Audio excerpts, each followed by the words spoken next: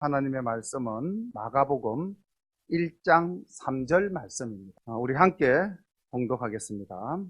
광야에 외치는 자의 소리가 있어 가로되 너희는 주의 길을 예비하라. 그의 접경을 평탄케 하라. 기록된 것과 같이. 아멘. 여기 기록된 것과 같이라는 말씀은 달력에는 생략되어져 있고, 광야에 외치는 자의 소리가 있어 가로되 너희는 주의 길을 예비하라. 그의 첩경을 평탄케 하라.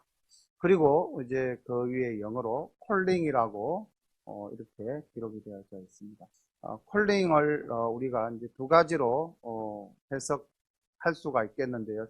우리가 신앙적으로 첫 번째는 하나님께서 우리를 콜링, 부르시는 경우, 그것은 우리가 사명자로서 받은 소명이라고 우리가 해석할 수가 있겠습니다. 또 콜링을 우리가 하나님께 향하는 부르 지점으로 본다면은 우리의 간구와 기도가 될 수가 있겠죠. 그럼 이 콜링이라는 이 말씀은 하나님께서 우리를 부르셔서 우리에게 바라시는 바, 주시는 소명이 무엇인가 라는 것과 우리가 하나님께 간구하고 기도하는 것이 무엇인가, 그 두 가지가 만나는 교착점에서 이 콜링의 의미를 우리가 한 번 더 생각해 본다면은 바로 마가복음 1장 3절의 말씀에서 외치는 자의 소리, 이 소리가 어떤 소리일까요?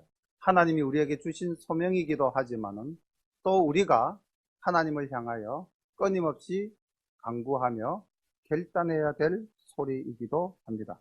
그래서 그 의미를 조금 더 분명히 하기 위해서 오늘 본문 말씀은 마가복음 1장 1절로부터 6절까지 말씀을 본문으로 삼고 말씀을 증거하고자 합니다. 1절부터 말씀을 보겠습니다. 하나님의 아들 예수 그리스도의 복음의 시작이라. 선지자 이사야의 글에 보라, 내가 내 사자를 내 앞에 보내노니 저가 내 길을 예비하리라. 광야에 외치는 자의 소리가 있어 가로되 너희는 주의 길을 예비하라. 그의 첩경을 평탄케 하라. 기록된 것과 같이. 세례 요한이 이르러 광야에서 제사함을 받게 하는 회개의 세례를 전파하니 온 유대 지방과 예루살렘 사람이 다 나아가 자기 죄를 자복하고 요단강에서 그에게 세례를 받더라. 요한은 낙타털 옷을 입고 허리에 가죽띠를 띠고 메뚜기와 석청을 먹더라. 이게 이제 오늘 이 1월달 우리에게 주시는 주님의 말씀의 그 의미를 조금 더 분명히 하기 위해서 함께 그 전후 문맥을 살펴보았습니다. 마가의 그 복음의 시작은 굉장히 선언적입니다. 예수님의 출생이나 예수님의 생애에서 바로 복음의 시작, 예수님 사역의 시작부터 이 마가복음이 시작된다. 그러면서 그리스도의 복음의 시작이다. 이렇게 이제 이야기합니다. 복음, 예수님께서 우리의 죄를 대신 지시고 십자가에서 피 흘리심으로 우리가 구원함을 얻었다. 이게 이제 복음, 기쁜 소식, 유앙겔리온 아니겠습니까? 근데 이 하나님이 우리를 구원하시고자 이 땅에 오신 이 기쁜 소식을 하나님께서는 구약에서 이미 약속하셨고 그것을 신약에서 성취하여 이루심을 2절에서 분명히 정리하고 있습니다.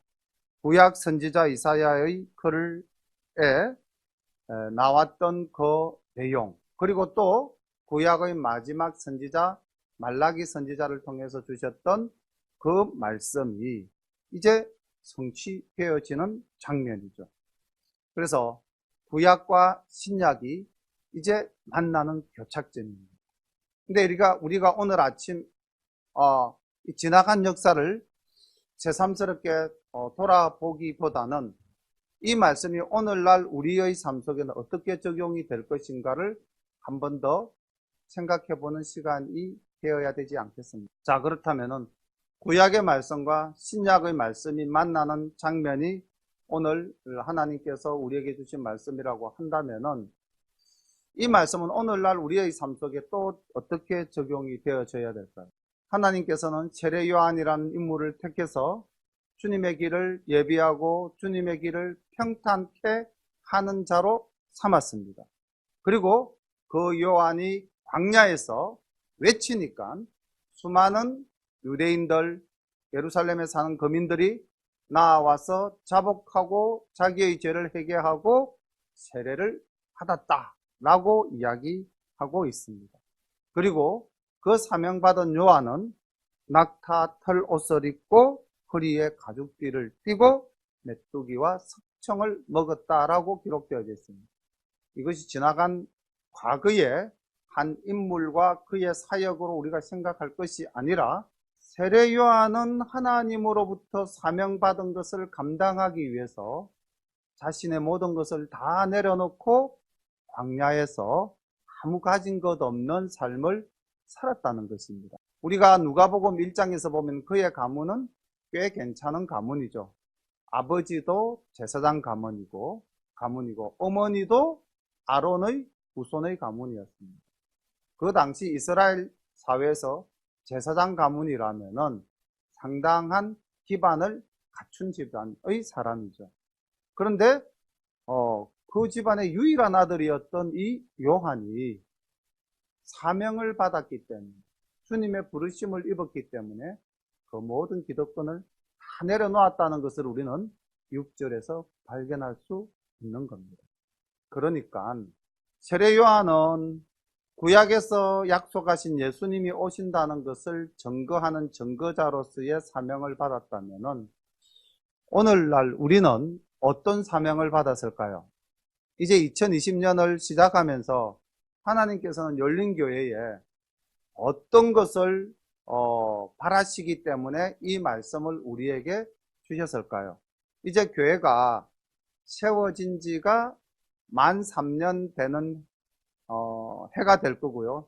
횟수로는 올해가 3년째입니까? 4년째입니까?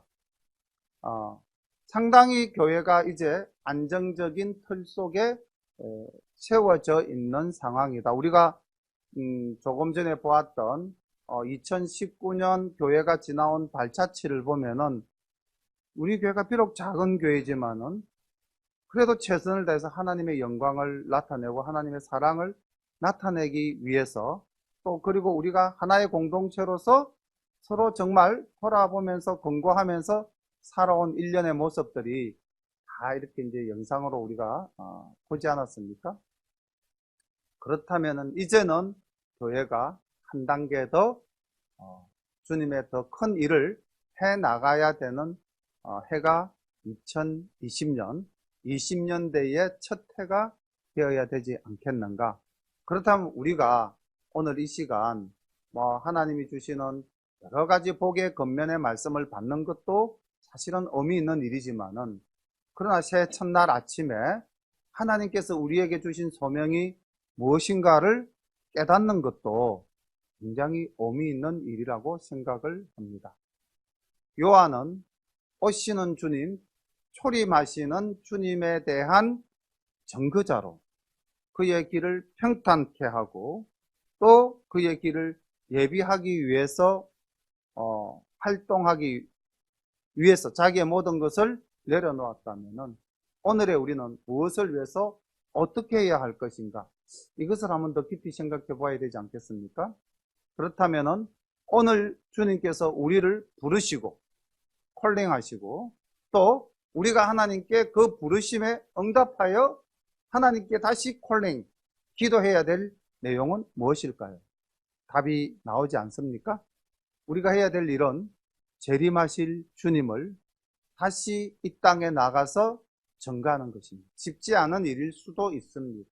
내가 사명받았다는 그런 소명의식이 없다면 이 일은 이루어내기가 어려운 일이죠. 그리고 이 일은 결단코 쉬운 일도 아닙니다.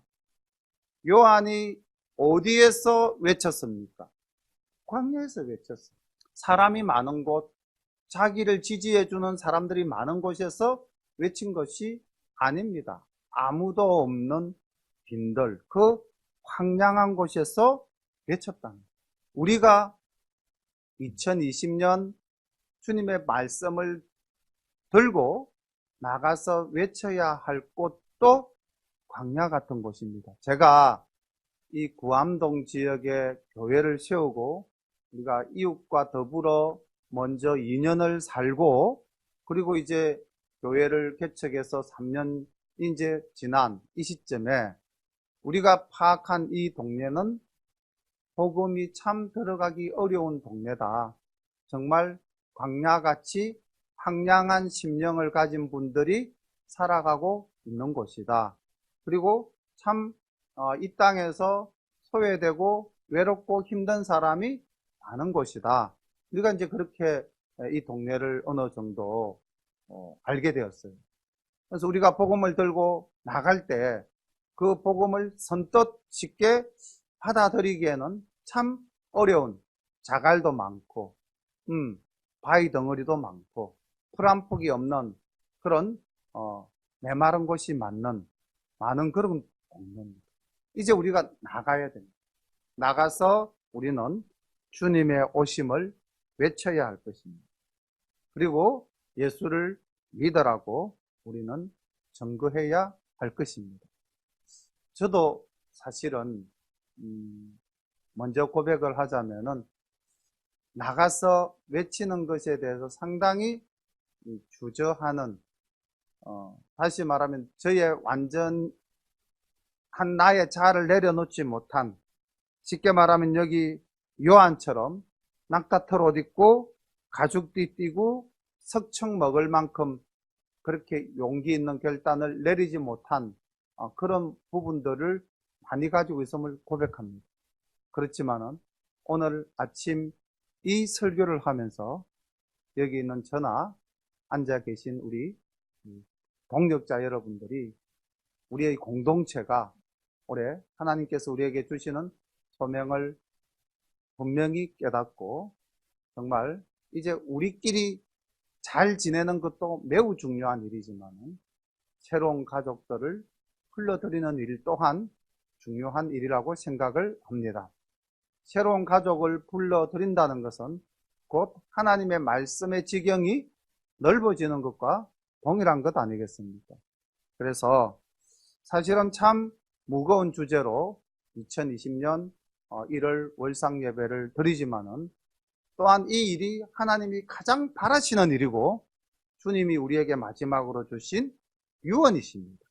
마태복음 28장 18절부터 20절까지 말씀을 보면은 오늘 세례 요한이 광야에서 외칠 수밖에 없었던 그 사명감을 주님은 우리에게 분명히 주셨습니다. 우리가 사실 이 말씀에 대한 어느 정도의 직무유기자였다. 다시 말하면 우리가 해야 할 일들을 하지 않고 주님의 말씀을 가슴속에 우리가 새기지 못했다는 거죠.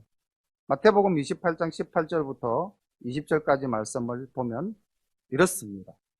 예수께서 나와 일러 가라사대 하늘과 땅의 모든 권세를 내게 주셨으니 그러므로 너희는 가서 모든 족속으로 제자를 삼아 아버지와 아들과 성령의 이름으로 세례를 주고 내가 너희에게 분부한 모든 것을 가르쳐 지키게 하라. 볼지어다 내가 세상 끝날까지 너희와 항상 함께 있으리라 하시니라. 마태복음 28장 18절부터 20절까지 성천하시기 위해서 제자들 앞에 서신 예수님께서 마지막으로 제자들에게 남기신 유언입니다. 그래서 그 유언은 오늘날 우리 모두에게도 공히 적용되는 말씀이다. 그래서 저는 작년에 기도를 하면서 참 안타까운 마음을 많이 가졌던 것이 우리가 가족들을 구원하기 위해서 정말로 눈물 흘리면서 새벽마다 기도하는 분도 있었고, 또 저 자신도 우리 전 교인의 가족들을 위해서 새벽마다 기도했지만은 사실 열매와 결실이 없었음을 우리가 고백할 수밖에 없습니다. 그렇다면 올해는 정말로 우리가 이제 내 가족, 멀리 가서 이방 사람 구원하지 못한다 할지라도 내 가족부터 하나님의 전에 함께 나와 예배드리는, 내 가족이 하나님을 주로 받아들이는 그런 일이 시작되어져야 되지 않겠는가. 그래서 정말로 올 상반기에는 가족 초청 예배를 우리가 드리면서 정말 그날만큼은 우리가 기도하시던 분들이 정말 단 한 분이라도, 한 가정당 한 분이라도, 어떤 가정은 세 분을 두고 기도하는 가정이 있고, 어떤 가정은 네 분을 두고 기도하는 가정도 있고, 어떤 가정은 한 분을 두고 기도하는 가정도 있는데, 어쨌든 단 한 분이라도 모시고 오는 그런 우리의 외침이, 결단이, 간구가 있어야 될 것이고요. 우리는 가족이 다 나오니까 뭐 상관이 없겠다. 아니죠. 예수 믿지 않는 친구라든지, 예수 믿지 않는 동료라든지, 예수 믿지 않는 이웃이라든지, 우리가 또 이 구암동 지역에 있는 믿지 않는 사람들을 전도하기 위해서 또 기도하고 있지 않습니까? 첫 번째 기도 제목이 불신가족, 두 번째 기도 제목이 낙심한 가족의 신앙 회복, 세 번째 기도 제목이 이 구암동 지역의 이웃 구원. 그러니까 우리 집이 예수를 다 믿는다 그렇다면은 우리는 예수 안 믿는 이웃들을 구원하기 위해서 그 믿는 가정이 그분들을 전도해야 되지 않겠습니까? 우리가 정말 기도만 할 것이 아니라 몸으로 이제는 정말 움직여서, 그 몸으로 움직이기 위해서는 우리가 그들에게 믿는 사람으로서 그리스도의 향기를 나타낼 수 있어야 되지 않겠습니까? 우리가 믿는 사람으로서 그들에게 주님의 뜻을 온전히 전할 수 있는 그리스도의 편지가 되어야 되지 않겠습니까? 이 일이 결단코 쉬운 일이 아니라는 것은 예수님도 아셨어요. 예수님께서 생전에 제자들에게 전도를 하러 나갈 것을 파송하시면서 주님이 주신 말씀이 마태복음 10장 16절에 나와 있습니다. 마태복음 10장 16절에 보면은 예수님께서 전도가 얼마나 어려울 것인가. 너희들에게 내가 사명을 주지만 이 사명이 너희가 감당하기가 결코 쉬운 일은 아닐 것이다. 먼 미래를 내다보시면서까지 주신 말씀이 10절부터 16절부터 20절까지의 말씀을 제가 봉독하겠습니다. 마태복음 10장 16절. 보라, 내가 너희를 보냄이 양을 이리 가운데로 보낸과 같도다. 그러므로 너희는 뱀같이 지혜롭고 비둘기같이 순결하라. 사람들을 삼가하라. 그들이 너희를 공회에 넘겨주겠고 그들의 회당에서 채찍질하리라. 또 너희가 나로 말미암아 총독들과 임금들 앞에 끌려가리니 이는 그들과 이방인들에게 증거가 되게 하려 하심이라. 너희를 넘겨줄 때에 어떻게 또는 무엇을 말할까 염려하지 말라. 그때에 너희에게 할 말을 주시리니 말하는 이는 너희가 아니라 너희 속에서 말씀하시느니 곧 너희 아버지의 성령이시니라. 아멘. 복음을 전가한다는 것이 결코 쉬운 일이 아니라는 것. 바울이 그 복음을 전가하기 위해서 얼마나 많은 고난을 겪었는지 우리는 사도행전을 통해서, 빌립보서를 통해서, 고린도 전후서를 통해서 우리는 바울의 고난을 다 알고 있습니다.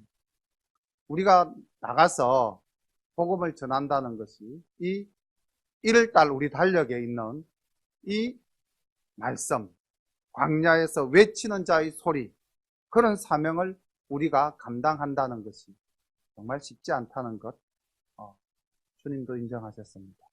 그러나 주님은 말씀하셨습니다. 내가 세상 끝날까지 너희와 함께 할 터이니 너희는 낙심치 말고 나가서 전하라. 또 너희가 어려움을 당할 때 아버지 하나님의 영, 성령이 너희의 입을 통해서 말하게 하실 것이다. 이렇게 우리에게 힘도 주셨고 명령도 주셨습니다. 2020년 어떻게 살아갈 것인가? 우리는 또 무엇을 해야 될 것인가? 세례 요한처럼 모든 것을 내려놓을 수 있는 결단도 우리에게는 필요한 줄로 믿습니다. 내가 내체면 못 내려놓으면 우리 전도 못합니다. 저도 사실 그런 부분에 있어서 굉장히 취약함을 고백합니다. 여기 웬만한 분들은 제가 여기서 30년간 교편 생활했기 때문에 다 압니다. 그렇지만 이제는 제가 주님의 길을 가는 사람이기 때문에 지난날의 내 삶이 어떠했는가에 대해서는 잊어버리고 내려놓아야 될 때가 되었다. 저도 늘 그걸 두고 기도하면서 결단합니다. 그래서 우리가 정말로 내가 아직 벗지 못한 옷이 있다면은 2020년 오늘 1월 1일 이 새벽에 결단하고 올 한 해 하나님의 정말 사명받은 자로서 우리의 삶이 온전할 수 있도록 새 첫날 아침 좀 무거운 주제이긴 하지만은 그러나 또 주님이 가장 우리에게 바라시는 말씀으로 생각되어져서 이 말씀을 전가합니다. 결단하실 수 있으시겠습니까? 예, 아멘이 전혀 크게 안 나오는 것 같습니다. 예. 결단하셔야 될 줄로 믿습니다. 이제 우리 다 함께 오늘 주신 말씀 붙잡고 기도하겠습니다. 우리가 정말 이 시간 지금 무엇을 결단해야 될지 마음에 떠오르는 내용이 있다면 그것을 붙잡고 서원하는 마음으로 하나님께 정말 내가 이것만은 올 한 해 하나님 꼭 지키겠습니다. 이 1월달 주신 이 말씀 붙잡고 제가 하나님 정말 세례요한 같이 살겠습니다. 또 광야가 비록 거칠다 할지라도 저는 그 광야로 나가겠습니다. 이 말씀 붙잡고 우리 함께 잠깐 기도하는 시간 가지도록 하겠습니다. 기도드립니다. 사랑과 은혜가 풍성하신 우리 아버지 하나님, 은혜를 감사합니다.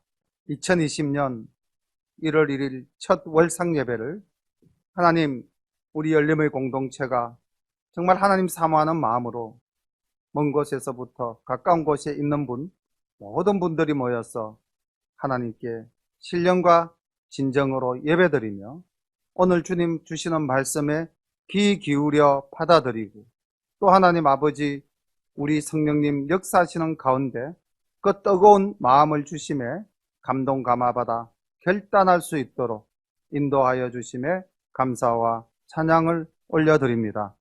하나님 아버지 뜻이 있어서 이곳에 열린교회를 세우셨고 하나님 우리에게 또한 귀한 사명 허락하여 주셨사오니 아버지 하나님 주님의 뜻과 주님의 사랑이 이 지역에 온전히 전파되어질 수 있도록 우리가 최선을 다하는 2020년 한 해가 될 수 있도록 인도하옵소서.